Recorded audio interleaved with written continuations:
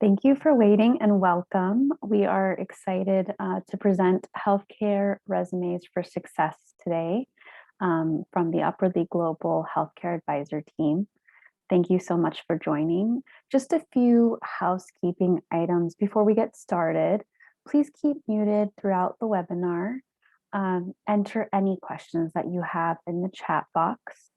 And just be aware if your computer camera is on or your phone camera, if you're joining from your phone and what's being shared, you have the option to turn off the video. So just keep that in mind. And lastly, this webinar is being recorded and we will be sharing a copy of the recording along with the presentation to everyone who signed up following the webinar, most likely tomorrow. So just keep that in mind. So to get started, we wanted to do a round of introductions for the Upwardly Global Healthcare team. I'll start with myself, Leila Davini, and I am in the Western region of UpGlo. So I'm in the San Francisco, Silicon Valley offices, and I'm an advisor, job advisor, and I've been with UpGlo for 5 years. Next, we'll move on to Patty, who's the other co-host of the webinar today. Patty. Yes. Hi, everyone. I cannot see you. I hope you can see me. I'm Patty. I work as a job coach or a job advisor in the DMV office or DMV region. And I have been with UpGlo for 5 years as well. And yeah, I'm excited to be here. It's a very important topic, and I'm excited to have you all here joining as well. Thank you. Thank you, Patty. Next, Tamar. Hello, I hope you can see me. I'm Tamar. I am the healthcare job coach in Chicago, and I also have the wonderful privilege of being the head of the Upwardly Global Healthcare Community of Practice. So this wonderful team of coaches and other staff who are part of us. We're really excited about creating community and glad you're here today. And I guess I'm passing it to Kiri. Hi, everyone. My name is Kiri Colbrook. I'm the healthcare job coach in the Eastern region, specifically out of New York. And I'm excited to see you all and be able to participate with you in this wonderful webinar that Leila and Patty have worked on for us. Thank you, Kiri. Ariel. Hi, everyone. I'm Ariel Reynoso. I'm the Partnerships and Volunteer Lead for the DC region, and I also support the healthcare, engineering, and architecture career communities. So excited to see you all here. Thank you. And I'm not sure if Rebecca's on. Rebecca? Yes. Hi, everyone. I'm Rebecca Fishman. I'm the National Healthcare Pathways Advisor, working closely with your job coaches, and really happy to join today. Thanks for participating. Thank you so much. So next we'll be moving on to the agenda, just to kind of give you a sense of what we'll discuss today. So in today's webinar, we'll review the elements of a great healthcare resume. We'll talk about resume mistakes, as well as resume format and the content. And then Patty will talk to you about the difference between foundation resumes versus customized resumes, spotting the mistakes, sort of a before and after of a resume that was not reviewed versus reviewed and really kind of perfected. Then we'll review some resume samples together. And finally, we'll take Q&A. And keep in mind that our next webinar on resumes, what we'll call part 2, focused on resume customization, will be presented by my colleagues Tamar and Kiri on Wednesday, June 9th at 3 p.m. Eastern Time, 2 p.m. Central, and 12 p.m. Pacific. And so if you have not signed up for that, you can. And similar to this webinar, if you're not able to attend but you sign up, we will send the recording and presentation following. So let's talk about a few characteristics of what makes a great resume. The first is it should be simple. So it should have white space, meaning when you look at it, it's not super text heavy, and there are spaces between sections to give it a nice kind of look. You should use standard fonts. So those are Times New Roman, Calibri, Arial. Bullet points should be used throughout the resume. We'll talk about which sections those can be used in. And all of your bullet points should be aligned. And it should be 1 or 2 pages maximum. Of course, unless you're working on an academic CV for kind of professor, lecturer type position. If you're not, it should be 2 pages maximum. Your resume should also be customized. So use specific abilities, skills, expertise, and traits that are related to the job. Patty will talk much more about customization later on. And in the next webinar, that will be the primary focus. What we'll talk about in the first half of this webinar will really be how to build a great foundation resume. Your resume should be measurable. So remember, quantify, quantify, quantify. You should always include time frames, percentages, numbers, particularly in the professional experience section. We'll talk more about this. And always focus on the scope and scale of your achievements, not just your responsibilities, but your achievements should be presented in the, throughout the resume, particularly in the experience section. And lastly, your resume should be action-packed. So you want to use action words, rich descriptions, verbs, we'll talk more about how and when to place these throughout the resume. But your resume should really be focused on your responsibilities, achievements, accomplishments, outcomes of your work. Some common resume mistakes to avoid are spelling and grammar errors. If you're using Word or really many of the other types, Google Documents, you can easily enable spell check. So I really recommend whenever you are working on a document, making sure that you enable spell check, and your document may then light up with some typos or maybe some errors that you can easily right click on and choose the correct spelling for. You can also try Grammarly, which is a service online that you can if you Google Grammarly to learn more about, which can help you with any type of typos and also just grammar within your sentences and on the resume, cover letter, and more. Also missing contact information. Just make sure that if you change your email address or phone number, that you're updating your resume, and really just make sure that this contact information is always up to date. Make sure to let us know as well as your advisor, so we have your up-to-date information on file, and we make sure that your resume that we have is up to date.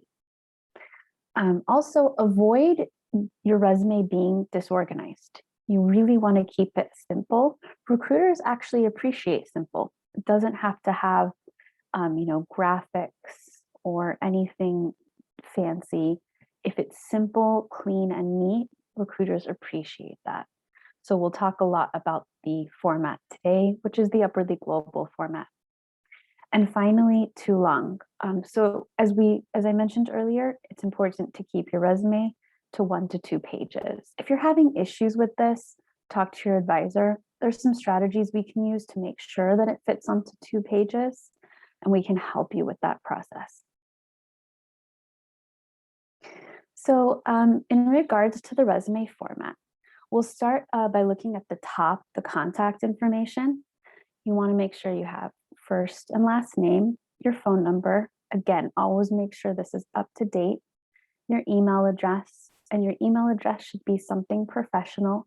So if you have an email address that maybe is, something other than your name or some funny words, or it's actually best to just go ahead and create a new email address for the job search that's simple and very professional.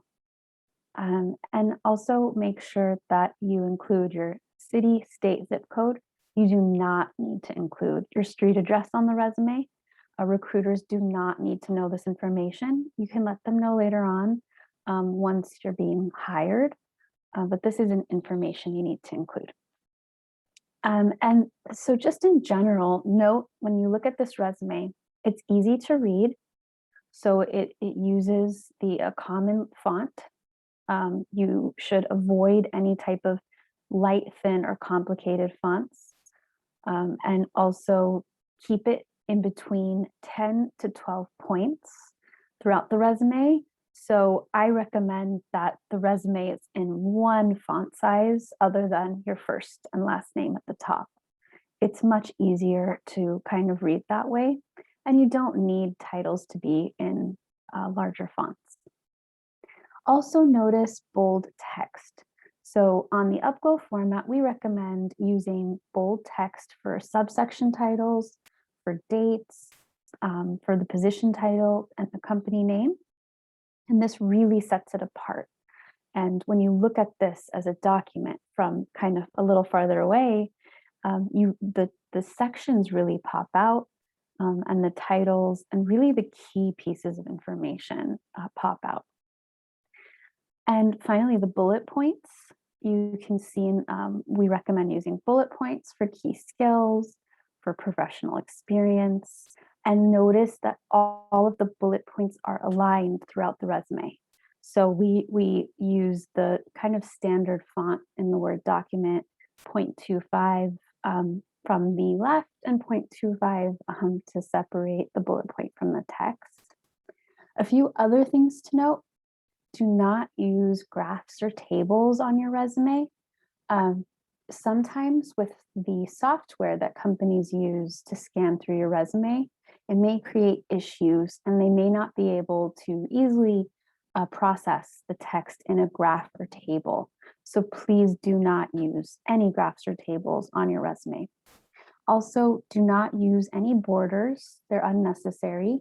And do not use different color fonts. I recommend keeping it all in black font, other than your email address, which may appear to be a dark blue, and that's appropriate. Other than that, stick to black font. It's simple, it's easy to read, and it's very professional. Moving on to the professional summary. Professional summary should be 2 to 3 lines, 3 lines maximum. And the goal of a professional summary is that it should briefly describe any degrees that you've earned, certifications, professional experience, or areas of focus and skills you possess that are relevant to your field and the types of positions you're looking for. So as you can see in this example, healthcare professional with over 1 year of experience in recruiting and enrolling research subjects in clinical trials, coordinating clinical trials, performing data collection, and completing care report forms in fast-paced settings. So it captures this candidate's experience. It lets you know how many years of experience they have and in what areas. And this is in particular is related to the types of jobs that the candidate is looking for. So while this candidate may have experience in other areas of healthcare, she's really focusing in on the experience that's relevant for the roles she's looking for. For key skills, this section's really, it's meant for you to list any relevant skills to the jobs that you are seeking.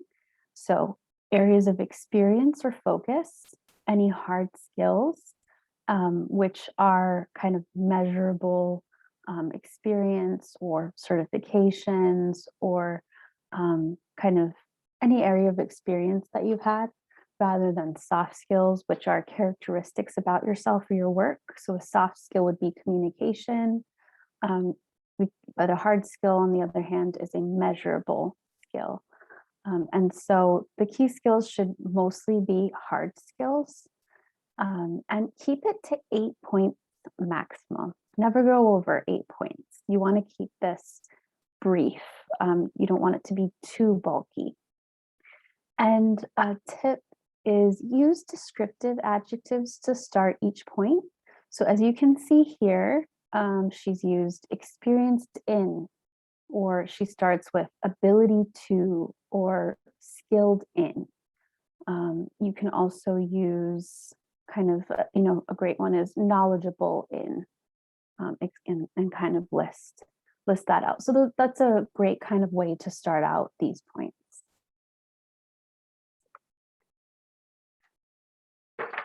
And finally, for professional experience, I wanted to talk more about this because it's a very important part of your resume. And so, this section should the goal is for you to list your past work experience. So it's important to clearly list the job title, the month, year to month, year, so the time frame you were working there. It's not necessary to include the exact date. Also include the name of the company or hospital that you worked at and the city and country that it was based in, and a description of that company or hospital, only if it's non-US based. So if you have work experience on your resume and the company is US based, you don't need a description under. And you can see that the first listing here is US based, which is why she doesn't have a description. And the second one does have a description because it's non-US based. Under that, include bullet points. And I recommend 3 to 8 bullet points, really just depending on the time you spent in that position, the relevance of the position to the types of jobs you're looking for, and how long ago you held this position. And these bullet points should really focus on not just your responsibilities, but your achievements and the outcome of your work. So again, remember, quantify, use numbers, percentages, time frames. When that's not possible, use examples. So just keep in mind, this is what's expected on a US resume. The standard is that you won't simply discuss your responsibilities, but rather really present your responsibilities in a way that recruiters can understand the scope of your responsibilities. Numbers help them understand it in this way. And numbers are universal. They translate easily. So when you're writing these bullet points, ask yourself, what impact did the work that I did, that I'm writing about, have? What impact did it have on the department? What impact did it have on the patients? What was the outcome? Other questions that might be relevant for you. How many patients did I treat on an average shift? Or what diseases or ailments did I commonly treat?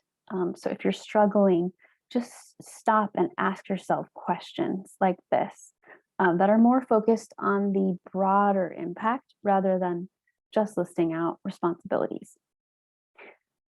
Also, I just wanted to note, each point should start with a verb.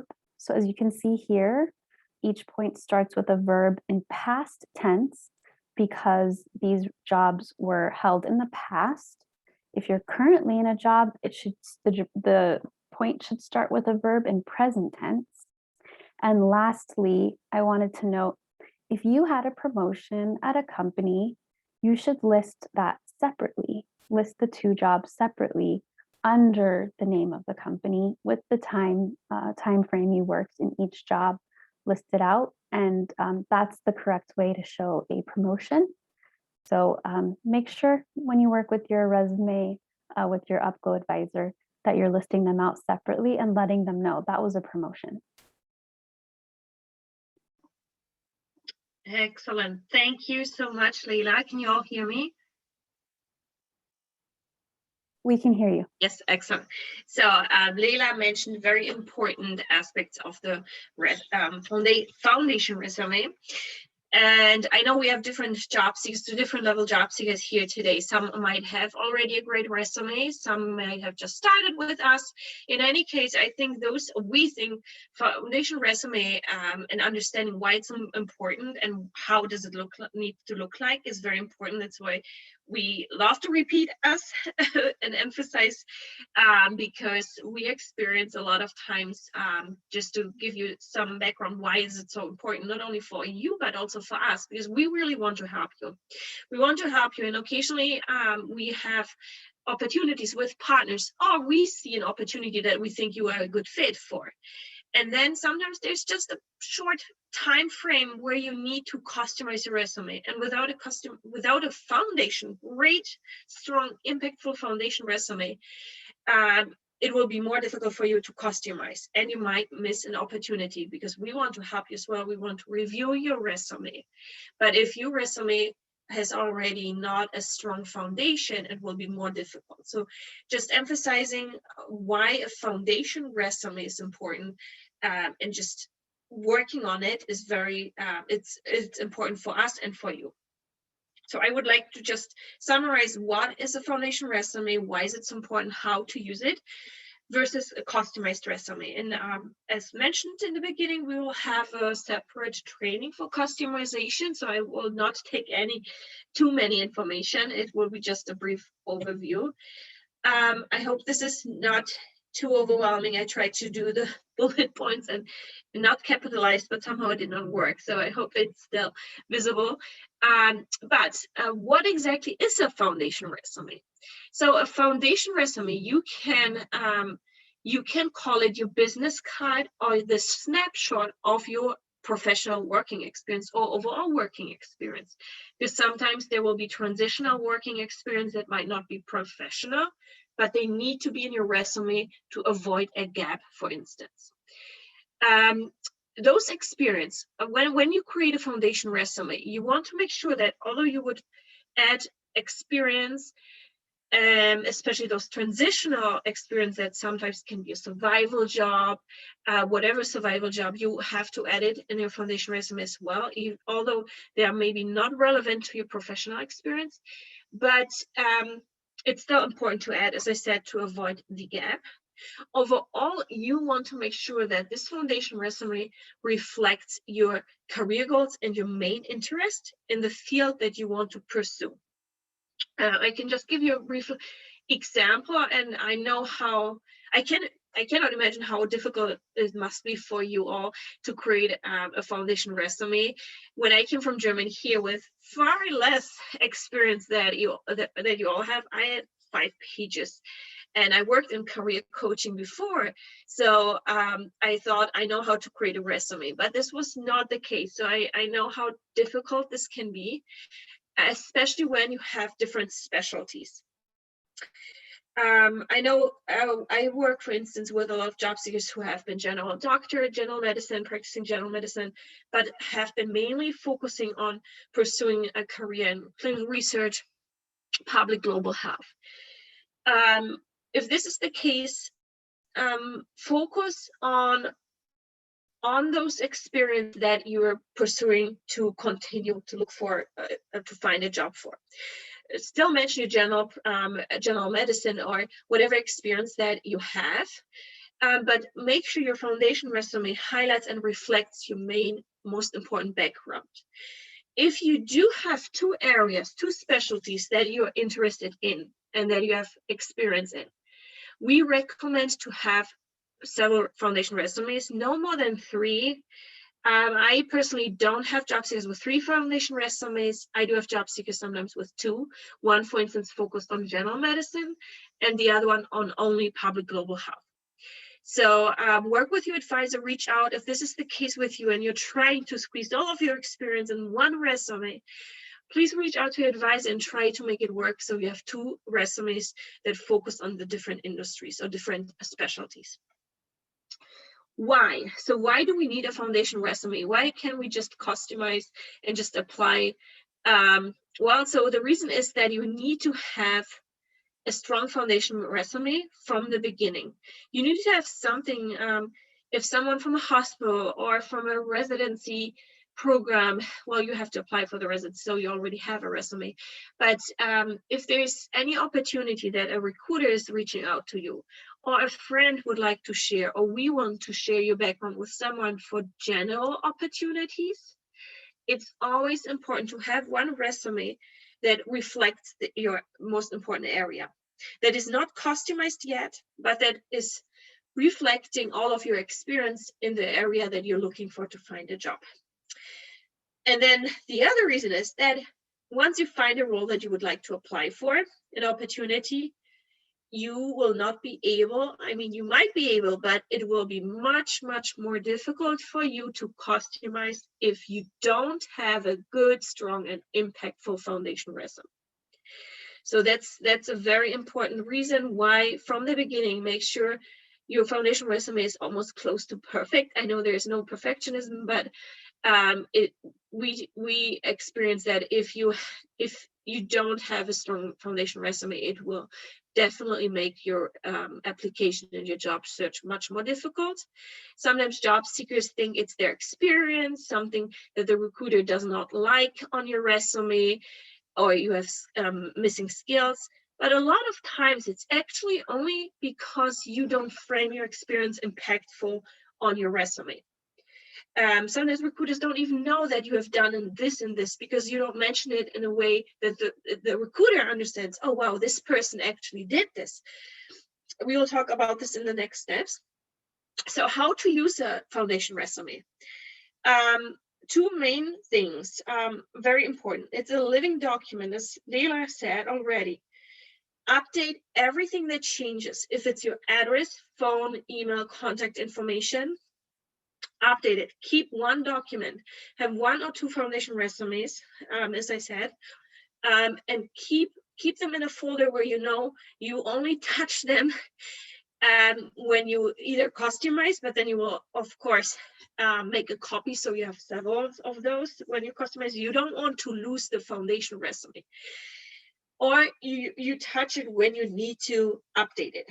Updation can be contact information, or and especially any training information, professional development, or a temporary job, even if it's a survival job. Keep it updated as much as possible, maybe on a bi-weekly basis or monthly basis. Make yourself a note in your calendar, update your resume with new experience, with new trainings, etc. Very important. Make sure that you use this resume when you customize or when you send it to your foundation, to your advisor. As soon as you update a resume, foundation resume, make sure your advisor has a copy as well. So when we present you to someone for general opportunities, we have the updated version. It's very important. And then last but not least, always double check and proofread. Always double check. And we are all humans, so even an advisor might oversee a mistake, an error, a spelling error. That's why we try as best as we can always double check as well. So it's totally normal to oversee a spelling error, but just make sure, as Leila said, that your autocorrection is on. Sometimes it's tricky, sometimes it's reactivated to not spelling, like it will not spell, it will not autocorrect. I have experiences with Word. Sometimes there is a little bug that it will not allow you. So always make sure that the field is activated. And then just proofread. Let someone proofread, let your advisor proofread several times before you start to customize. You don't want to customize for an application that you're very excited about with a foundation resume that has spelling errors or that has not the correct format. Just very briefly, in terms of the customized resume, what is customized resume? Just as a reminder, and we will have the next week webinar, so please attend as well. So a customized resume is your foundation resume that is UpGlo approved, that is tailored every time to a specific job description. Please don't use a resume that you think is similar to an opportunity you recently applied for a new opportunity. There will be always differences in requirements, in key skills, in experience. So please make sure to always tailor the resume. And always use the foundation resume that was approved by your advisor. Don't use any others.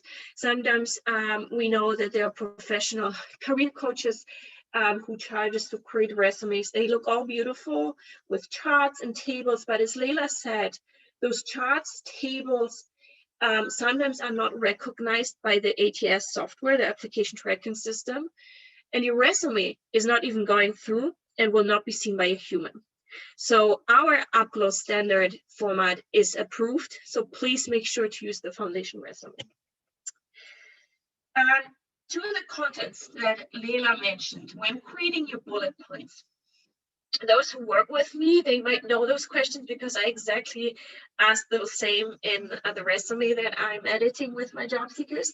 For the other ones, your advisor probably does it differently, but it doesn't matter because we all have the same goal, having impacts and well described bullet points.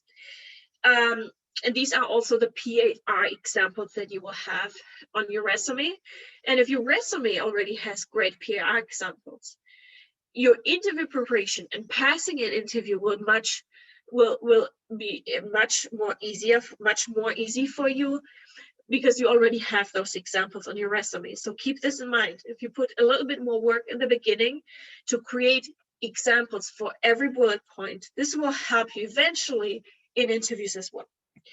So what are the questions that you need to ask yourself, especially for the professional work experience sections where you explain in bullet points what you did? What did I do? So, and this is most of you, when you come to UpGlo's Global, you have answered this question already. Is usually the general responsibility. So treated patients on a daily basis, or provided medical record and billing, or whatever. It's like basic responsibilities. What patients did I treat? So this is another question that you can add in terms of what did I do? What patients did I treat? What type of patients? Were infants, adults, children? What type of sickness did they have? What kind of sickness did you treat? Was it cancer, including cancer, tuberculosis, I cannot pronounce it, TB? What infection disease did I specialize in? All those questions you can use as measurements. Leila mentioned in the beginning the measurable examples. If you don't have numbers, those are examples as well that count as kind of measurements because you explain them more. You make sure that there are more details, so the recruiter understands the scope, as Leila said, of your work. The next question, how did I do it? So not only what did I do, because recruiters sometimes don't care.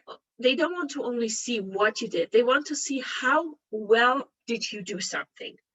And in order to answer the questions is, you can ask yourself, did I use a specific tool, knowledge, skill that I have, knowledge about HIV, like to treat patients with HIV, or cancer treatment, or clinical research, that you use specific clinical research tools, methods, strategies, anything that helped you. So ask yourself, like, in this role, when I performed this, was there anything that helped me to perform this role to successfully, or even to overachieve, to exceed what I was hoping for?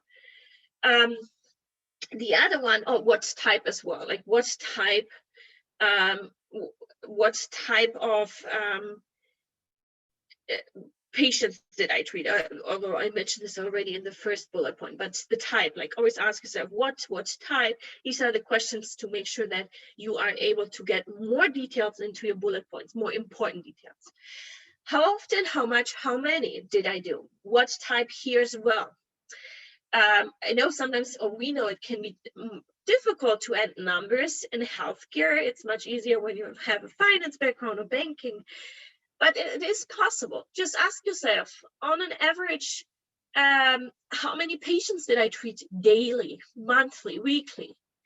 And then how many co-workers did, and when you specifically want to highlight a team collaboration, with how many colleagues did you work for instance. Try to consult with your advisor as well, because you don't want to just add numbers in order to make it seem impactful. Sometimes numbers don't make sense to put in. So always take it with a little bit grain of salt here, and just connect with your job advisor about that. Last but not least, what was the outcome, result, positive impact, achievement of me performing this particular task or this responsibility? So here, this is what Leila mentioned as well. What is important in those bullet points? To not only mention what you did, how well, but what was the goal and achievement afterwards? Were you able to help provide cancer treatment to hundreds of patients suffering from cancer on a yearly basis or annually, and you were able to cure 80% or something? I know this, I'm just making these things up to show you how to structure your bullet points in terms of the contents. Like always, what, how often, what was the impact, and then do I have any numbers? In order to show you, and I would like to do a little exercise to see what you learned, I will pull up a resume, and this resume is actually from one of my job seekers. I will try to make it a little bit bigger so we can see that. Okay, so I would like to, either you can unmute yourself or write it in the chat. I don't see the chat right now, but maybe someone of my colleagues can let me know if someone has some ideas. I'm watching the chat. Okay, perfect. Thank you so much. So if you can see, this job seeker has a short professional summary. Here are the key skills section, soft skills. Then we see here the professional experience. And this is in fact a second draft resume. So this is not made up. I might have made up a few things, but generally this is a resume that I received this way. So if someone just wants to tell me, like, what do you see, what can be improved on this resume? Nina points out that you should not say I am on a resume. Very good. Yes. We did not talk about this, I think, so I'm very impressed that this was pointed out. You are supposed to use third person. So you, and cover letter on LinkedIn, that's totally fine, but on your resume, use the third person. So we don't use I am. Wonderful. And Iba points out the address is missing. There's spelling mistakes. Very good. Very good. Veronica says, asks, what does a little more mean? You should be more specific. Excellent. I did not even see that. Where is this? Oh, here. Yes. Oh, very good. There are a little more. Yeah, someone else. No email and contact, typos, errors. I think people are getting it. Doctor missing an R. Yes, I know. I did. This is something I did. Okay.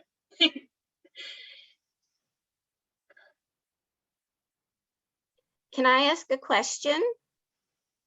Sure, Tamar. So, Patty, why do we say medical professional instead of doctor? Oh, that is a very good idea. Very good question, because medical professional includes much more. Medical professional can also include, or healthcare professional. It's more general, and you can specify later on when you customize. You can specify the title.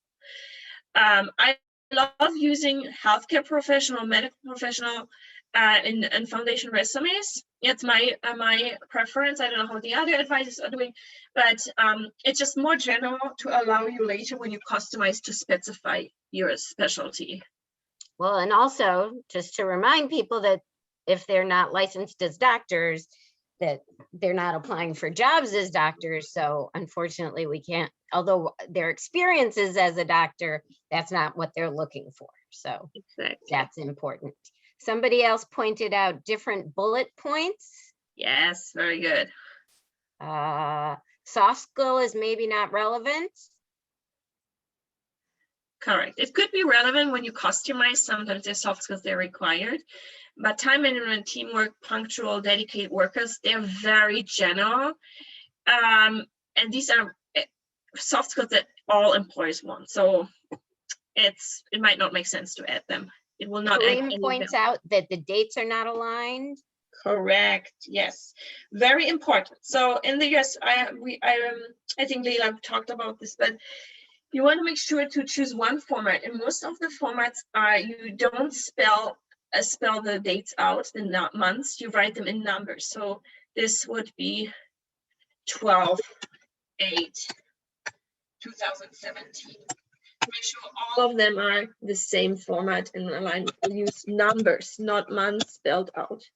And the reason is that the ATS software will not recognize months most of the times if you spell them out. So use numbers. We also have comments that soft skills should maybe not be a section, and that action verb should start bullet points, Right. and verb tense should be different verb tense should not be used. Awesome. Terrific. Then what else? I don't know if there's more suggestion from you all, but Tamar, do you have other important? If not, I will just go ahead and explain as well. But you guys, you already did amazing job in recognizing even some things that I have not paid attention here. But what is important as well, someone mentioned bullet points are not alignment, but also font is not the same. So inconsistent use of font. Make sure you always, after you're done with your resume, just to double check and make sure the font and format are the same. And the other aspect that is that needs improvement, as you can see, the bullet points. So this is a young professional with 2 years of experience. So of course, when you're young, when you just started, and even if you already have experience, it can be difficult to create those bullet points, right? With those what, how well, how much, how often, what was the impact. So we worked on this, and you just need some time, take your time, and we also provide sample resumes, which we will do today too. But work with your advisor if you have issues in creating your bullet points with impactful information. And I would like to show, if there's nothing else, just for the sake of time, I would like to show the after of this job seeker's resume to give you an understanding of how it looks if you put work into it, and you will be impressed. I was impressed. The job seeker worked by herself after I asked her the questions, how, what, how well, etc. So you can see her key skills section is categorized. She did implement, and I see spelling. As I said, we're also only humans, so even advisors can sometimes miss a spelling. We are trying not to, but yes. So as you can see, because of this resume, I want to keep it anonymous. I did not add any information, but of course we would add contact information. She's interested in getting back into residency, so that's why international medical graduate with 3 years experience in general medicine, knowledge in pediatric, especially diagnosed management and tropic diseases, which she did not, or he did not emphasize here. So it's much more detailed and specific. Key skills section start with her most important experience, which was not, well, she did it here, or he did it here as well, but it was not as detailed.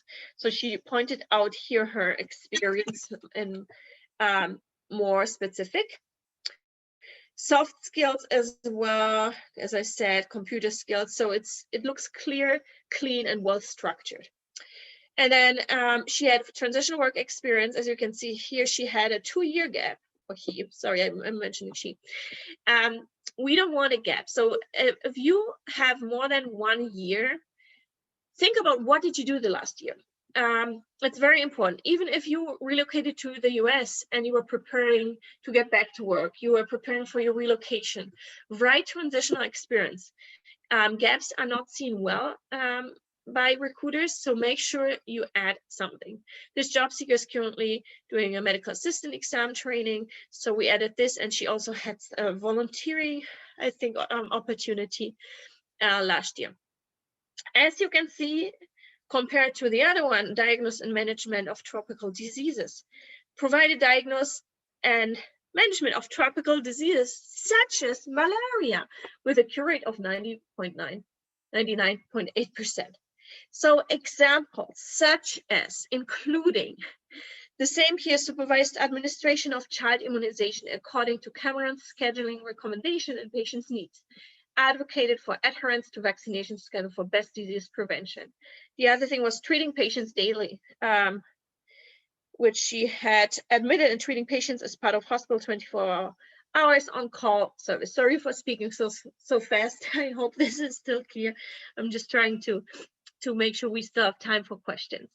But as you can see, it is much more detailed with more examples, which are examples that you all have. You just need to reflect about it more, sit down and like, how did my day look like when I did this and this responsibility? So yes, this is the before and after, and what I also want to show you, and what we will do afterwards, we will send out some sample resumes that might help you as well in different industries, different specialties. So this is one, for instance, for clinical research. You can see that the experience are much more technical. If you have background in clinical research, which is a high demand field, please make sure maybe even to create one foundation resume for only clinical research, depending on how detailed your experience are. But you can see as well that those bullet points sometimes are a little bit longer, but they're very detailed with results, impact, and more information. So always think about, a recruiter not only wants to see what you did, but how well did you do something. And then we have also some sample resumes for general medicine, which we will share as well. Some are less detailed, some more. So you have some examples that you can use for yourself as well. And then if there's any specific resume after we share those with you, sample resume that you would like to have, reach out to your advisor. We cannot promise that we have on file, but we will try our best to help you. And also, if you would like to work on your foundation resume, please reach out to your advisor as well, because that's why we are here, to make sure that even if you're already with us for a longer time, that we will be able to work on your foundation resume to improve it, to become even better. Okay, so that was from me. Everything, I think I covered what I wanted to cover. Are there any questions? This is the time where we can collect questions.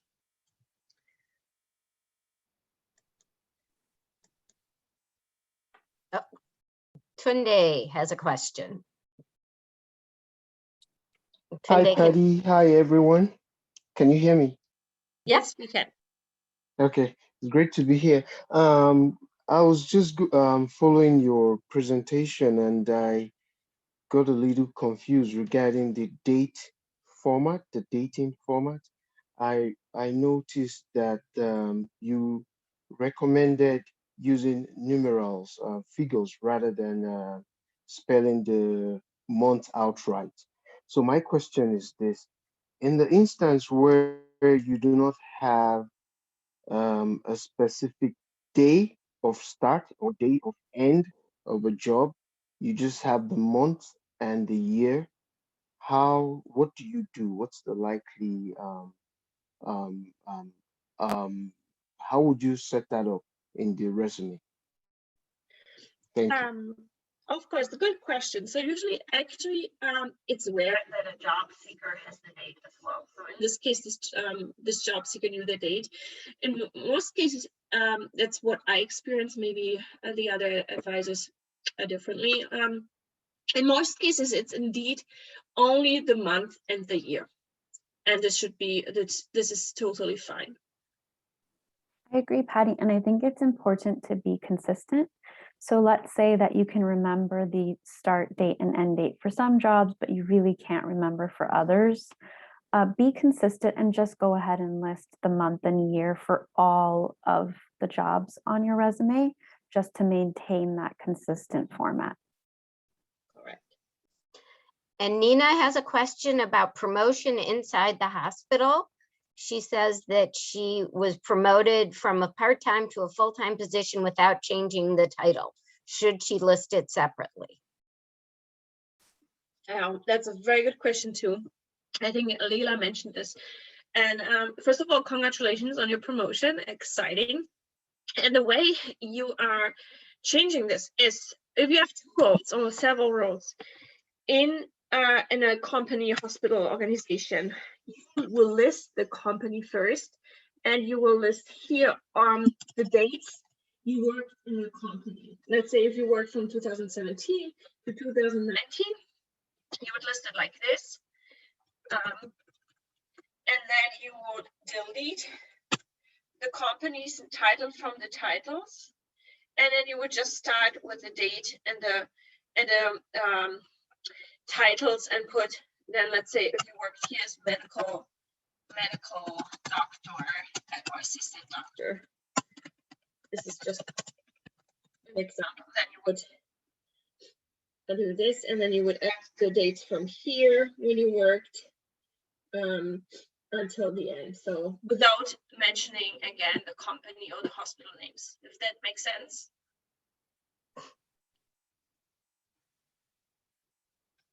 Yeah, and I've actually never come across a case of part-time to full-time within the same job title, but my sense is, and maybe Tamar, Kiri, Patty, let me know if you have any input here, but if you had the same job responsibilities and you just moved from part-time to full-time, I think it's okay not to specify or to make that note.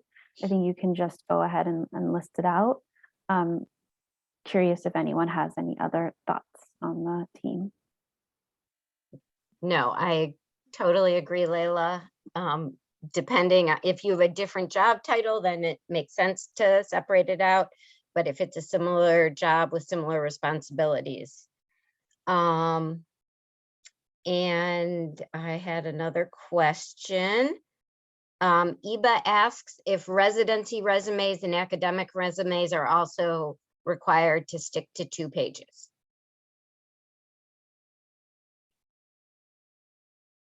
Anyone want to go ahead?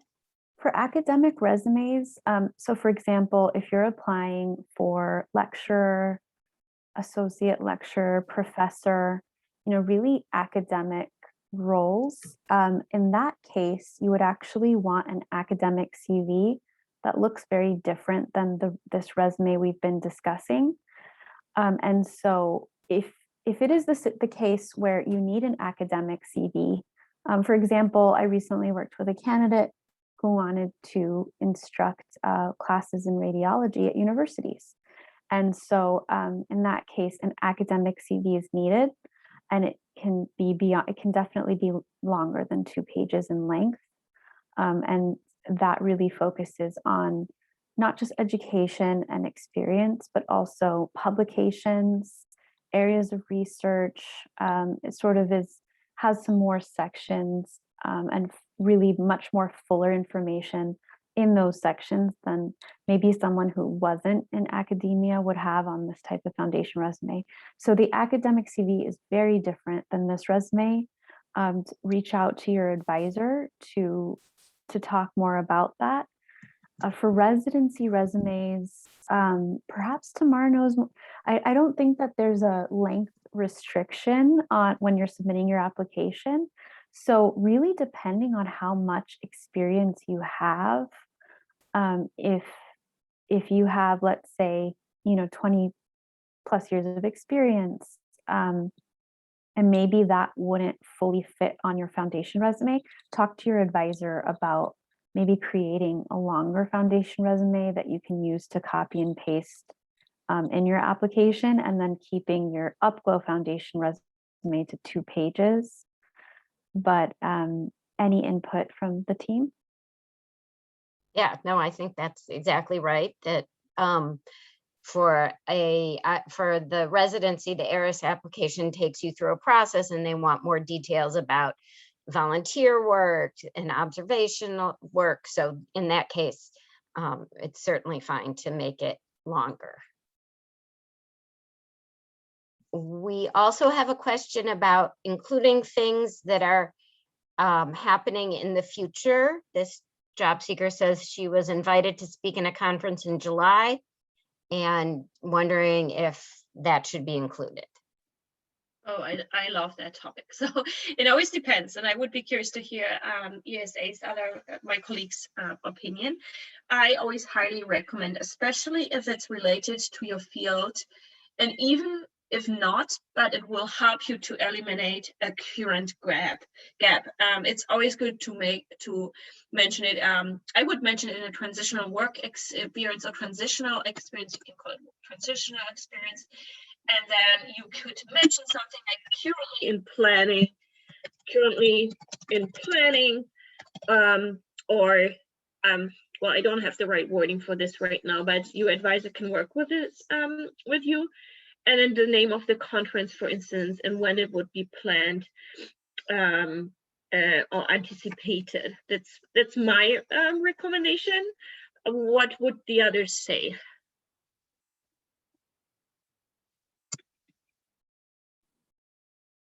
I think, yeah, if Patty said, like, if you have a gap, for example, on your resume that you want to kind of show recruiters what you've been up to, it would be great to highlight experiences like that, or a course you're enrolled in. If you have a publication that hasn't actually been published yet, but it's forthcoming, you can also add that and just write forthcoming. However, if you're currently in a job, for example, and so you don't have a gap, let's say, you could add the conference under professional development.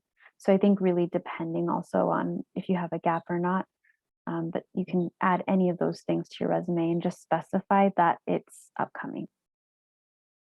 It's also a great thing to emphasize in a cover letter that you're working on planning on that.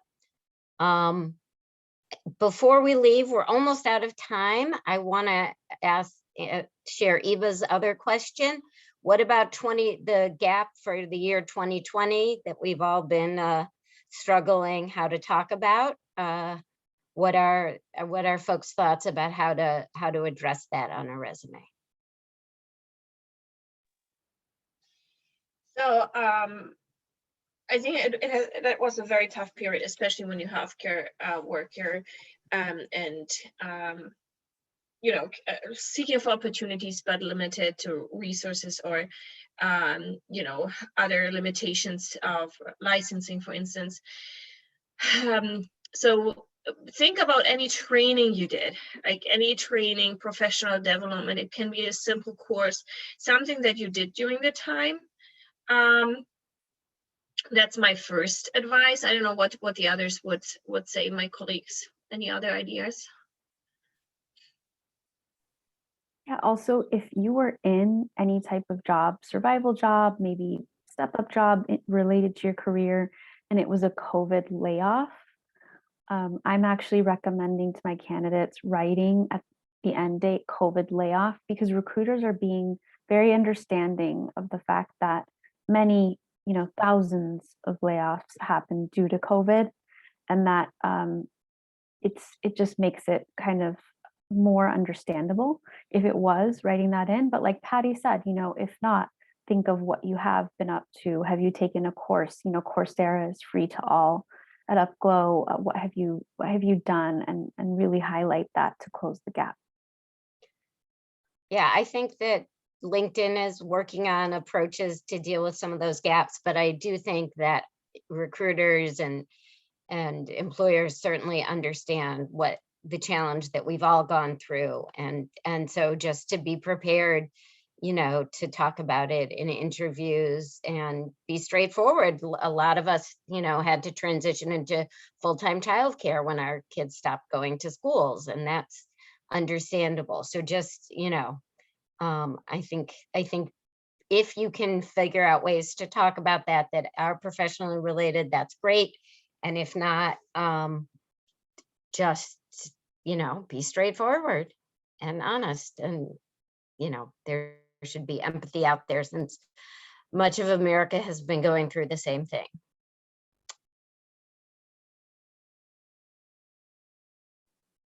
Well, we've come to the end of the time we've allocated to the webinar. So on behalf of my team, thank you so much, everyone, for attending. We will be sending out the recording and a copy of the presentation, most likely tomorrow. So thank you so much for attending.